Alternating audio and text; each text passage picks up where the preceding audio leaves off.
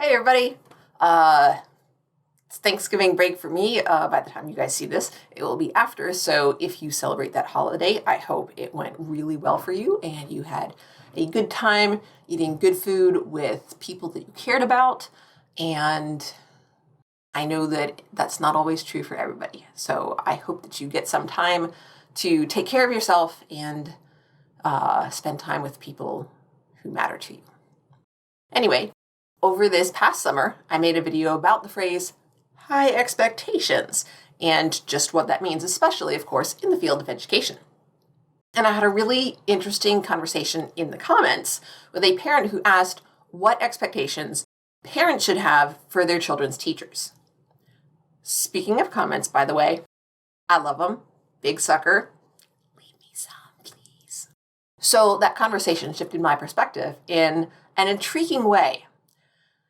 Even before you're a teacher, if you're in a teaching program, you learn about intellectual development and how you can scaffold curriculum and what expectations are appropriate at different levels. But let's kind of put it the other way around. And that was especially challenging for me because I've never had children go through the school system. This video stems from that. I know that a lot of you who are watching this may be parents, even if you don't have children in school right now. And I do want to be clear that although I think these values are ones that are shared by lots of teachers, ultimately, I'm the one making this video, and this is what I personally think. So, what teachers hope for from parents? First, and most importantly, we want to be able to communicate with you. Please, please, please make sure that your telephone numbers and your preferred email address are all up to date in the school's database. This is mostly about safety. If something happens, like your child gets sick or is injured in gym class or something, the school needs to be able to let you know right away. Please also make sure that any emails sent from school accounts will actually get to your inbox and not into spam or trash.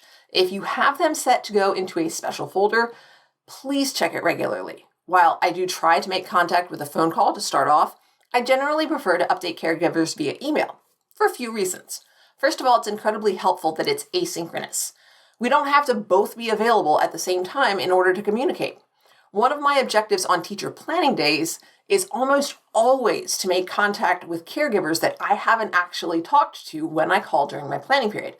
On a teacher work day, I can call at a different time, which sometimes makes it easier to contact somebody who might always be working when I usually have the opportunity to make phone calls. With an email, I can send it when I have the opportunity to do so, and the recipient can read it and reply when they have the chance. Schedule coordination is no longer an obstacle. Second, the fact that it's written out means that I actually can write it out and look it over and check for incorrect information or typos or what have you. That is really helpful, and it also makes email a bit less nerve-wracking, at least for me. Finally, having everything written out means I have something to look back at to make sure that I'm staying consistent and following through on anything that I said. I realize that it may be a bit of a pain to check your contact information at the beginning of every school year, especially if it hasn't changed, but it's just so important for that to be accurate. At our school, we send that form home. It's filled out by hand and returned, and our staff types it into the system. And each person's handwriting is unique. Sometimes 9s and 4s look a lot alike, or one person's 9 looks like the next person's 4. Is that a D or a CL that's smushed together? Our clerical staff deals with literally thousands of forms, so please, please check. It is so helpful. The second thing that I want from parents is that they talk with their kids. I know this can be challenging, especially with high school students, but these are the years when it's especially important to strengthen that relationship. Notice that I said talk with, not talk to. There are 4 elements to a successful conversation. First of all, dedicate the time and space for it. If you're just starting out with this, it's going to be a bit of a challenge, but it's really worth it. If you can start making this type of conversation habitual, something of a tradition, it'll kind of smooth out. Let your kid know that you want their undivided attention for, say, 5 minutes, and that you will wait for them to show you that they are ready. and then wait. They might tell you that they're listening while they continue to text their friends or play a video game or something like that. Repeat that. You want to see that you have their undivided attention. Don't do anything while you're waiting. Just wait. See, a child who doesn't engage with you is trying to find out just how much you want their attention, how much it actually matters to you. So realize that the length of time that you wait is showing them something important. The thing is, they probably can't outlast you. They're a kid, you're the adult. Chances are really good that you have more responsibilities than they do. So try to pick a time when you can wait. I'd suggest at least half an hour. And if they outlast you, just get up and say, I have to go pick your brother up from soccer practice now. I'll try again another time. No yelling, no judgment. Be gentle. Teens are more fragile than they let on. And then, follow through on trying again. Maybe give them a day to reflect and relax, but not too much longer than that. Second, ask effective questions. How was school? Gets you fine, which leads pretty much nowhere. Start with something specific and closed-ended, like, what was the topic in biology today? This has a specific answer, can be answered pretty easily and briefly. However, keep in mind that this is not a quiz. The right answer is less important than engaging in thoughtful dialogue. If you get stonewalled with a shrug, try some guesses. Again, phrased as questions. Are you learning about cells or anatomy or something else? If they don't say anything, leave some hang time before going on to a different question. Keep your tone gentle. Maybe move to an easier topic like, was lunch any good? I haven't had cafeteria lunch in a while because bringing mine from home means I only have to go over to the workroom instead of all the way up to the cafeteria. And teachers have to be last out of the classroom and first back. But I do know that students ragging on school food is kind of classic. So once you get an in, follow up on it, but again, gently. Maybe ask about the lesson structure, notes, activity, etc. Avoid sharing your own opinions or reminiscing. This is about them sharing and you listening. So that's the third element, listening. Listen attentively. Avoid doing something else during this discussion. This is probably going to be a bit uncomfortable, which is why I suggest keeping it short. Additionally, if you're feeling up for it, you can try out what I call interpretive listening.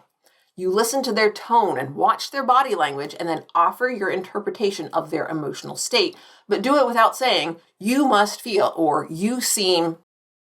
Instead, try that seems and putting the emotion in there. That seems frustrating, or that seems interesting, or that seems fun. Again, don't push, just see how it goes. Finally, you should respond. This should be in a way that continues the thread of the discussion, but keeps the focus on your child. It should show your understanding of what they've said and build on what they've said. Think about looking to the future. Make sure to validate and honor what they have shared with you. And finish up by telling your child that you appreciate spending this time with them. Thank them. And there you go. One thing that I do want to encourage you to avoid doing is using this as a way to hassle them about their grades. Ideally, focus on what they're interested in or what they're learning, what's challenging, what's easy, and so on. At most, talk to them about how they feel about their grades, especially as compared to how they think they're doing in the class as far as what they're learning. Do they think that the teacher evaluates their work fairly? Is it at an appropriate level of difficulty? That kind of thing. But even then, tread gently. I would strongly encourage you to focus on learning instead of grades. It's so easy for students to start seeing themselves and defining themselves based on those numbers. And that means it's going to be difficult to push back against that. You need to reinforce repeatedly that you love your child regardless of what grades they earn, that you know that they want to be successful and you want to support them in that, but that again, you love them regardless of whether things work out or not. So that's it. That's what I want from caregivers. 2 things. Communicate with us, communicate with your child. If you can do those 2 things regularly, it will make such a difference. If you have any thoughts or questions, you know I would love to see them in a comment. Thanks so much for watching, everybody. Bye for now.